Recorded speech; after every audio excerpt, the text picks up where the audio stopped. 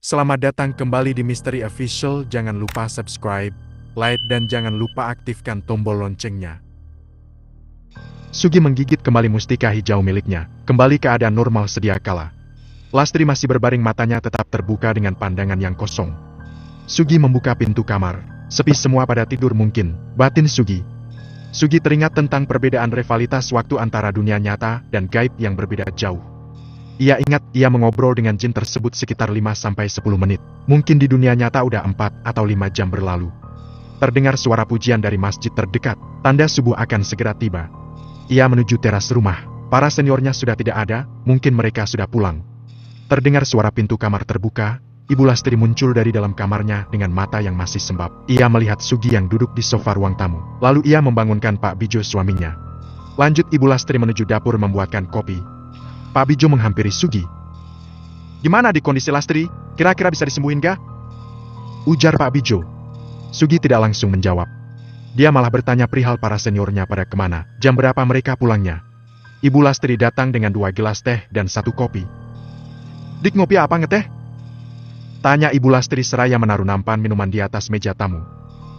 "Duduk dulu Bu, ada yang mau saya omongin," ujar Sugi ke Ibu Lastri yang akan beranjak kembali ke dapur.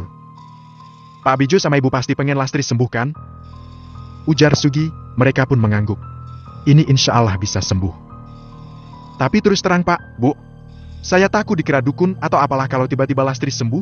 Jadi saya berusaha, Ibu juga berusaha buat keadaan agar masyarakat tidak mengira kalau saya yang sudah ngobatin Lastri. Gimana Bu, Pak, mau gak?" tanya Sugi. Mereka mengangguk. "Tapi gimana caranya Dik? Mereka terlanjur sudah melihat adik," tanya ibunya Lastri. "Gampang Bu, kalau ada yang tanya saya bisa nyembuhin Lastri gak? Bilang aja Lastri masih sama keadaannya. Besok apa lusa Ibu ajak warga selepas maghrib baca Yasin.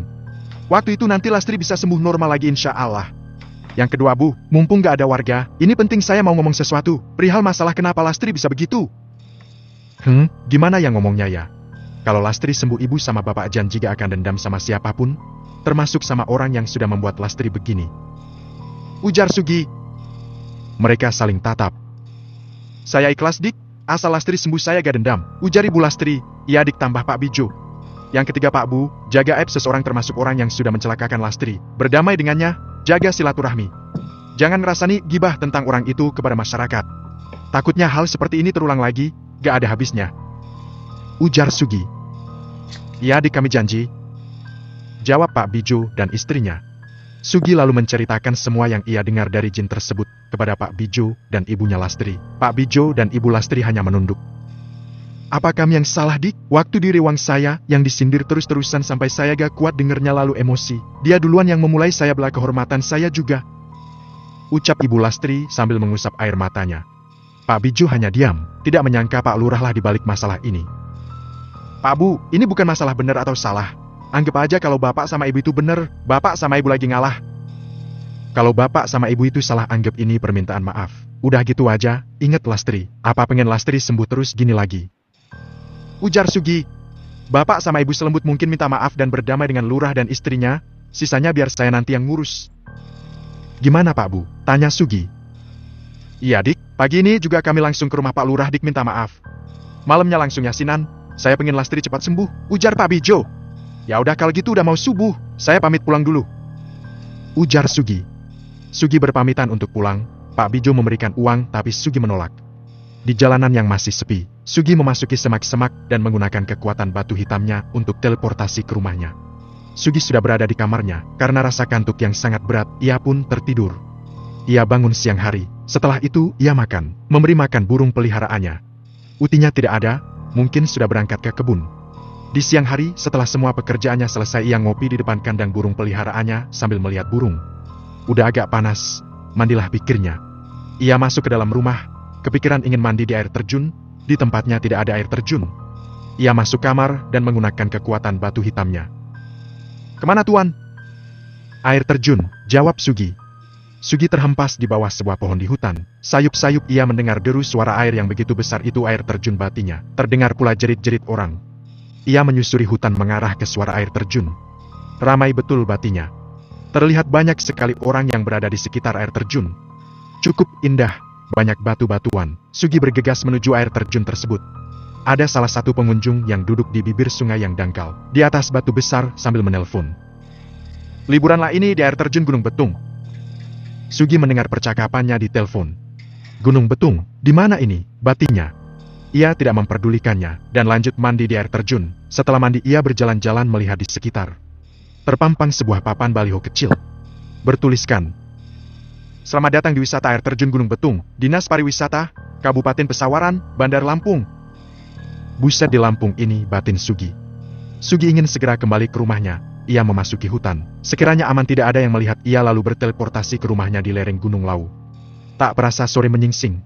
Hari mulai gelap. Sugi menemani utinya di dapur, memasak. "Udah mau maghrib Gi, sana sholat," ujar utinya. Ia Sugi beranjak pergi ke musola. Setelah pulang dari musola Sugi teringat dengan Pak Bijo yang akan mengadakan yasinan malam ini. Tadi pagi Pak Bijo sudah minta maaf ke lurah batinya. Sugi memasuki kamarnya, mengunci dan mulai menggunakan mustika hijau tersebut di dalam kamarnya. Suasana berubah, banyak jin seperti prajurit zaman dahulu di sekitar rumahnya, seperti sedang menjaga rumahnya seperti menjaga sebuah kerajaan. Sugi menepuk tangannya seperti memanggil. Mereka semua berkumpul di hadapan Sugi. "Salah satu dari kalian, temuilah Pak Gatot Dukun di Karanganyar, bilang kepadanya bahwa Pak Bijo dan istrinya sudah meminta maaf kepada lurah. Sekarang juga panggil semua jin yang ia kirim mengganggu Lastri anaknya." Begitu perintah Sugi ke jin prajurit tersebut. Salah satu prajurit menunduk tanda mengerti, lalu terbang melesat. Sugi lantas menggigit kembali batu hijau tersebut. Bahaya batinya, waktunya beda jauh sama dunia nyata. Keadaan berubah nyata kembali. Ia melihat jam dinding di kamarnya jam 9:30. Gila batinya, kayaknya cuma 30 detik. Selepas maghrib Pak Bijo sekeluarga mengadakan acara yasinan. Mereka mengundang para warga untuk dapat menghadiri acara tersebut. Terlihat para warga berbondong-bondong datang ke rumah Pak Bijo. "Kasihan Pak Bijo, belum sembuh juga si Lastri," ujar salah satu warga. "Ya udah kita doain moga cepat sembuh." Di tengah acara yasinan, sayup-sayup terdengar suara lirih, sangat pelan. "Ibu, Bu?" Lastri sadar. Pak Bijo memanggil istrinya di belakang untuk melihat keadaan Lastri di kamar. Benar saja, Lastri sudah sadar. Ia duduk di sebelah amben dengan lemas. "Alhamdulillah Pak, Lastri udah sadar," ujar ibunya. Lastri yang lemas pun disuapi teh manis hangat. "Terima kasih doanya. Berkat doa bapak-bapak sekalian anak saya udah sadar. Semoga cepat sembuh," ujar Pak Bijo kepada seluruh warga yang datang. Setelah acara yasinan selesai, hari-hari berlalu, keadaan Lastri semakin membaik. Badannya yang semula kurus, kini berangsur-angsur mulai berisi.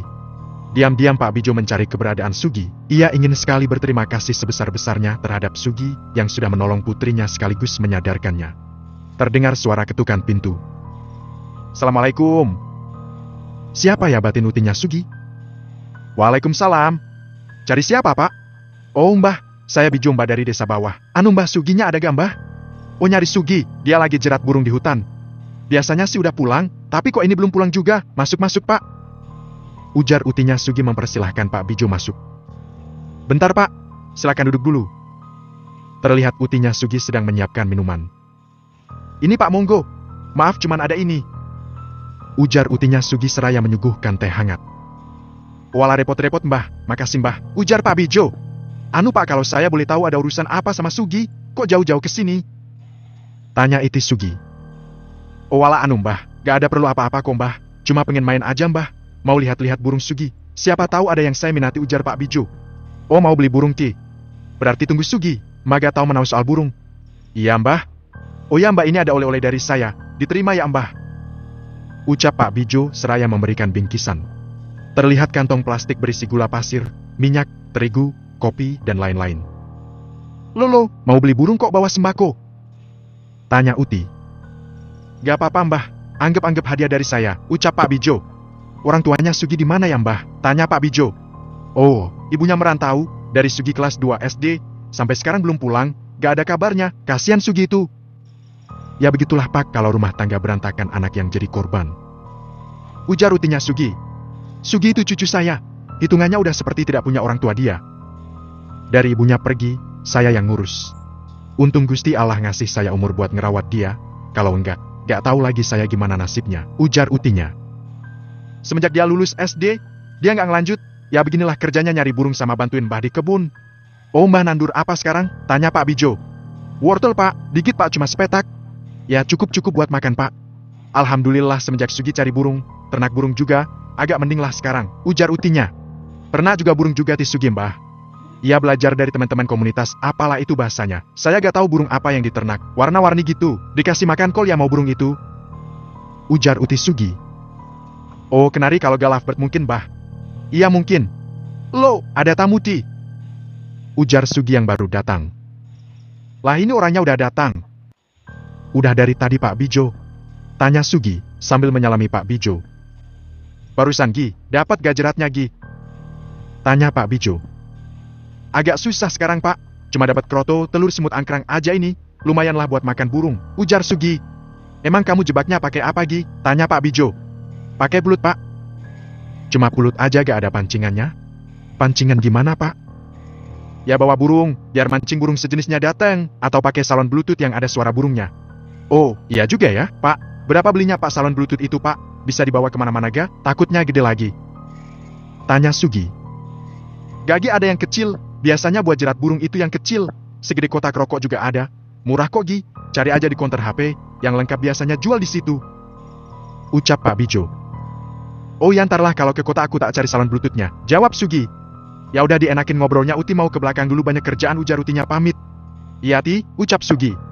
Oh ya Gi, makasih banget lu Bapak sama kamu, Lastri udah sembuh total, udah sehat dia. Iya Pak sama-sama, Bapak gak ceritakan sama mbah saya? Tanya Sugi. Gak lagi, sesuai amanah kamu, gak cerita sama siapapun. Ucap Pak Bijo. Oh makasih Pak, jawab Sugi. Oh ya kata mbahmu nanam wortel ya Gi? Iya Pak dikit, ngapa Mang Pak? Gak tahu saya kalau mbahmu tanam wortel, ada tuh pupuk buat wortel di rumah, sama obatnya.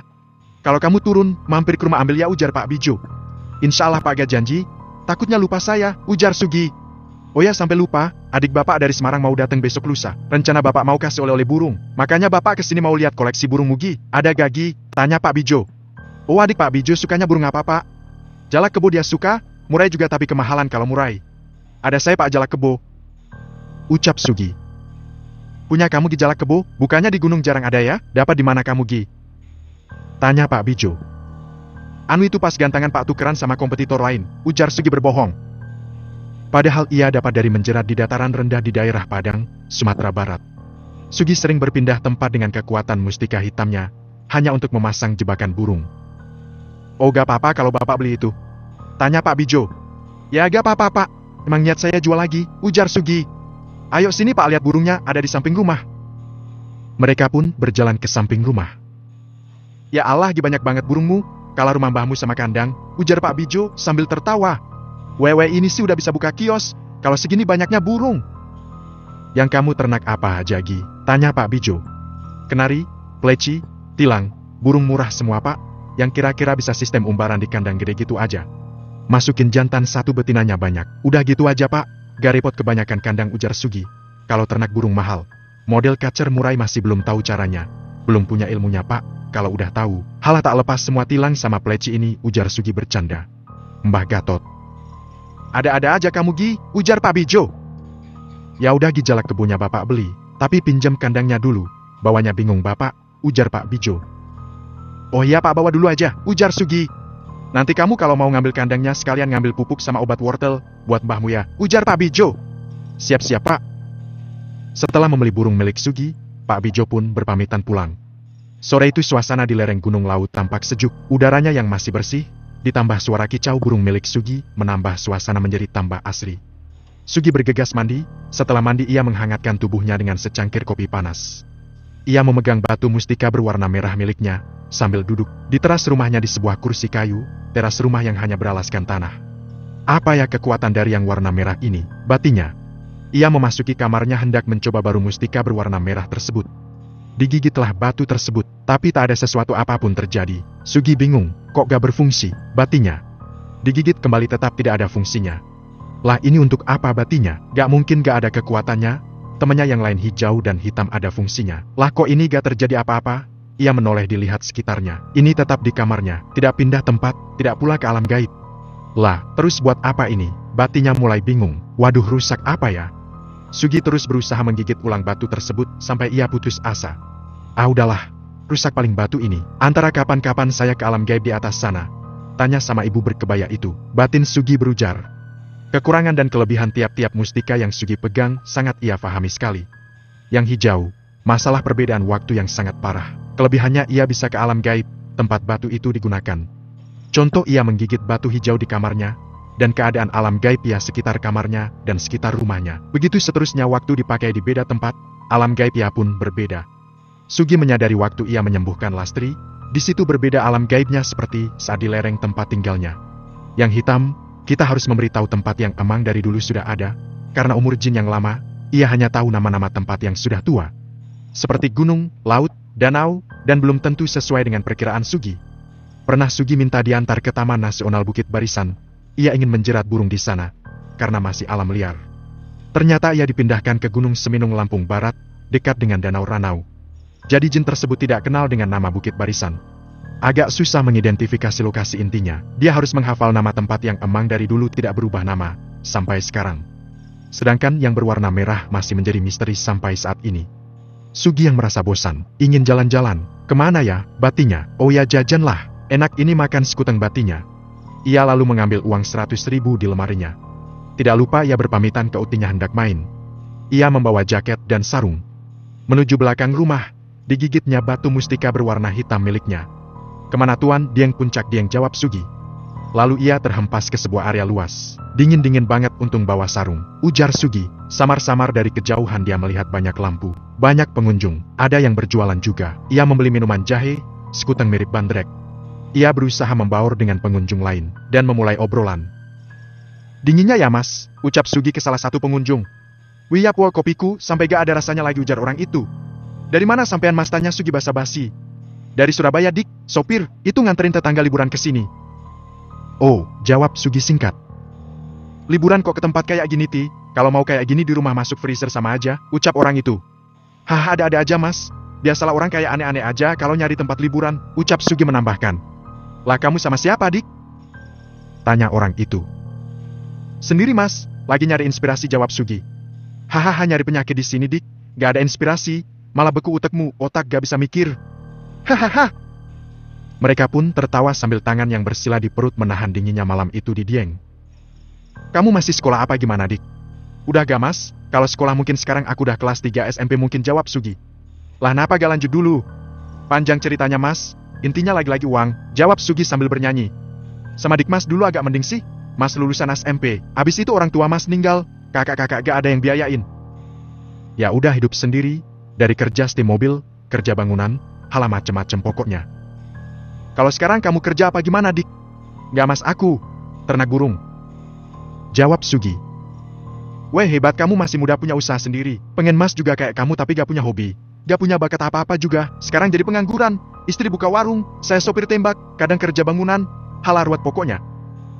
Banyak nganggurnya daripada kerjanya, pokoknya mancing aja kerjanya, saking stresnya.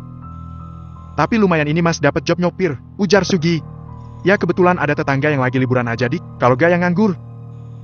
Malam kian larut, udaranya pun semakin dingin. Sugi yang merasa sudah tidak kuat undur diri pamit. Tidak lupa ia membeli sekuteng dibungkus untuk utinya di rumah. Ia mencari tempat sepi untuk berteleportasi ke rumahnya. Terlihat utinya yang sudah tidur. Sugi yang masih kedinginan pun segera tidur. Pagi hari menyingsing, Sugi dibangunkan utinya. Mereka berdua pergi ke kebun setelah Sugi selesai memberi makan semua burungnya. Sugi, panggil utinya. Ngapa ti? Tanya Sugi. Uti lupa bawa obat hama, ada di dapur di atas pintu dapur, tolong ambilin ya. Iya ti. Sugi lekas pulang kembali ke rumahnya, menuju ke arah dapur, di mana batinnya obat hama kat Uti. Oh apa yang ini ya, batin Sugi sambil memegang botol plastik berwarna kuning. Kayaknya sih ini batin Sugi. Tok tok. Kulo nuwun. Terdengar suara lelaki di depan rumah sedang mengetuk rumah Sugi. Sugi menuju ke depan, dibukakan pintu rumahnya. Monggo, jawab Sugi, sambil membukakan pintu. Terlihat lelaki tua, dengan rambut yang sudah mulai memutih. Kerut kulit di wajahnya tampak jelas, sorot matanya tajam. Cari siapa mbah, tanya Sugi. Oh kamu Sugi ya? Iya mbah, saya Sugi. Ada perlu apa mbah, tanya Sugi. Gak ada apa-apa kok, cuma penasaran pengen ketemu. Boleh mbah mas Sugi, ngobrol-ngobrol sebentar, tanya mbah itu. Sugi pun mempersilahkan mbah tersebut masuk, dan ia ke belakang menyiapkan kopi. Repot-repot Tigi, ujar mbah tersebut. Monggo mbah kopinya. Oh iya makasih Gi. Saya Mbah Gatot, saya dari Karanganyar. Ucap Mbah tersebut memulai pembicaraan. Si hijau. "Oh ya Mbah, ada perlu apa ya Mbah dengan saya?" tanya Sugi. "Anu Gi, sebenarnya Pak Lurah gak datang menemui Mbah setelah Pak Bijo meminta maaf padanya. Mbah takut dia masih mencari orang pintar lain untuk mengganggu keluarga Pak Bijo. Perewangan saya udah saya tarik dari sana. Saya kesini, cuma mau meluruskan saja, apabila kedepannya nanti takutnya Lastri kenapa-napa, kamu mengira Mbah yang bikin lagi." "Oh gitu, ya Mbah, jadi Pak Lurah belum nemuin Mbah sampai sekarang? Ya udah Mbah gak apa-apa, biarin aja," ujar Sugi. "Oh ya Gi, Mbah bisa minta tolong gak sama kamu?" ujar Mbah Gatot. "Minta tolong apa Mbah?" "Kemarin lusa ada tamu dari kota, Mbah Gas sanggup menangani masalah urusan rumah tangga. Suaminya sepertinya kena pelet. Tapi yang Mbah lihat bukan sembarang pelet, ada hal aneh di situ. Wanita yang berusaha merebut suaminya seperti dilindungi sesuatu. Tapi Mbah gak tahu apa itu. Suatu malam Mbah didatangi sosok makhluk gaib seperti prajurit wanita. Dia bilang jangan ikut campur, begitu katanya," ujar Mbah Gatot. Sugi hanya mendengarkan saja. "Anu Mbah, sebenarnya saya gak seberapa paham soal begituan Mbah. Gak mungkin juga orang itu disuruh kesini. Saya gak mau dilihat orang seperti dukun atau orang sakti. Kasih aja alamatnya Mbah, nanti saya temui, bilang sama dia," jawab Sugi. "Oh iya Gi, cucu Mbah kemarin kayaknya nyimpen nomor telepon orang itu. Nanti Mbah coba nelpon minta alamatnya," jawab Mbah Gatot. "Nanti Mbah kesini lagi apa gimana Gi?" tanya Mbah Gatot. "Gak usah Mbah, antara saya yang ke rumah Mbah," jawab Sugi. "Emang kamu tahu rumah Mbah Gi?" "Gampang Mbah, nanti saya cari sendiri," ujar Sugi. "Ya udah kalau gitu Gi Mbah pamit ya." "Oh iya Mbah, hati-hati Mbah, jalannya licin Mbah," ucap Sugi. Setelah Mbah Gatot pulang, Sugi bergegas ke kebun menyusul utinya. "Lama amat Ti Gi ngambil obatnya," ujar utinya. "Iya Ti, maaf, kebelet tadi," ujar Sugi berbohong. Sore itu Sugi dan utinya beranjak dari kebun menuju rumahnya, melepas rasa lelah. Ia mengurusi burung-burungnya, memberi makan, dan membersihkan kandang. Seperti itulah rutinitas Sugi apabila ia tidak sedang menjerat burung. Maghrib tiba, suasana mendung kelabu, rintik hujan mulai mengguyur lereng Gunung Lawu. Kabut tebal yang menghalangi pandangan, jarak pandang hanya terbatas. Sugi segera menutupi kandang-kandang burungnya dengan asbes bekas dan terpal. Ia kembali ke dalam rumah. Ia duduk di kamar memandang deras gerimis dari jendela kamarnya. Sambil meminum kopi panas kesukaannya. Tok tok tok, suara ketukan pintu kamar Sugi. "Masuk aja Ti," ujar Sugi. Alangkah terkejutnya Sugi bahwa yang mengetuk kamarnya bukanlah utinya melainkan sesosok wanita cantik berkebaya. "Mbah siapa?" tanya Sugi. Dia hanya tersenyum. "Boleh saya temani Tuan?" jawab wanita itu. Wanita itu mendekat, sangat dekat dengan Sugi. Dari hawanya dia bukan manusia, batin Sugi. Cantik, sangat cantik, bodinya sangat pas dengan kebaya yang ia kenakan. "Kamu siapa?" tanya Sugi sekali lagi. "Saya yang selalu Tuan bawa, yang berwarna hijau," sebut wanita itu. Sugi baru sadar ia adalah batu mustika hijau tersebut, berubah menjadi sosok yang cantik jelita. "Oh, ada apa?" tanya Sugi terbata-bata. "Gak ada apa-apa Tuan, ingin menemani Tuan saja," jawab wanita itu manja. Sambil bersandar di bahu Sugi, wanita itu terus memegangi tangannya. Dingin batin Sugi. "Boleh saya tanya sesuatu sama Mbak?" tanya Sugi. "Tanya apa Tuan?" "Gunanya batu merah itu buat apa Mbak?" tanya Sugi. Terlihat raut wajah wanita itu berubah marah. "Gak ada gunanya Tuan, buang saja batu merah itu. Sudah ada saya, sama si hitam," ujar wanita itu. Tiba-tiba angin berubah menjadi kencang, daun pintu kamar Sugi sampai terbuka dan tertutup sendiri. Hawa mistis mulai menyelimuti kamar tersebut, merinding sekali rasanya batin Sugi. Tiba-tiba wanita itu pun seperti takut dan segera menghilang bak di telan bumi. Keadaan kembali normal kembali. "Apa tadi itu? Kok serem banget rasanya, seperti seluruh tubuh saya ikut takut, padahal gak ada apa-apa," batin Sugi bertanya-tanya. "Besok saya ke pasar lah, banyak jadwal. Beli speaker bluetooth, beli handphone second, ngambil kandang di rumah Pak Bijo, mampir ke rumah Mbah Gatot. Aduh, banyak banget urusannya. Bawa duit berapa ya? Apa sekalian bawa burung buat dijual?" Batin Sugi terus berkecamuk. Sugi menghampiri utinya yang asik di dapur di depan luang menunggu masakannya, sambil menghangatkan badan. "Ki Uti, besok saya mau ke pasar. Uti mau beli apa? Sekalian nanti saya beli," tanya Sugi ke utinya. "Oh, emangnya kamu mau beli apa di pasar?" tanya utinya balik. "Banyak Ti. Mau jual burung juga sekalian? Pleci sama tilang udah terlalu banyak, ada 300 ekor mungkin Ti itu. Rugi dipelihara terus, makaninnya capek," jawab Sugi. "Oh, burung yang kamu jadiin satu, yang kamu bilang burung murah itu ya?" "Iya Ti, mau tak jual 100 ekoran lah Ti. Ngurang-ngurangin," ujar Sugi. "Beliin Uti cabai besar yang bagus Gi. Sekilo aja, buat bibit, daripada beli bibitnya kan mahal."